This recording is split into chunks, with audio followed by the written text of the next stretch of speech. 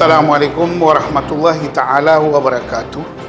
Saya Amiruddin Nahrawi, Ketua Pansel KPID Sumatera Selatan, tentunya mengharapkan kepada seluruh bangsa Indonesia, khususnya yang ada di Sumatera Selatan, ayo mendaftar sekali lagi pada tanggal 16 Juli sampai 16 Agustus. Kita prioritaskan bagaimana orang yang berkompeten yang di bidangnya, sekaligus orang-orang yang bertanggung jawab.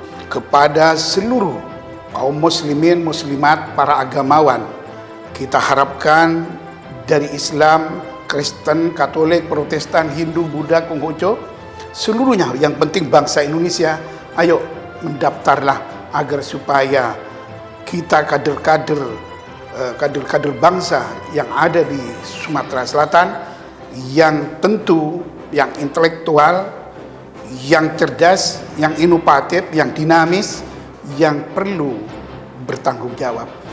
Demikian saya akhiri. Wallahul muwaffiq ila aqwamit thoriq. Assalamualaikum warahmatullahi wabarakatuh.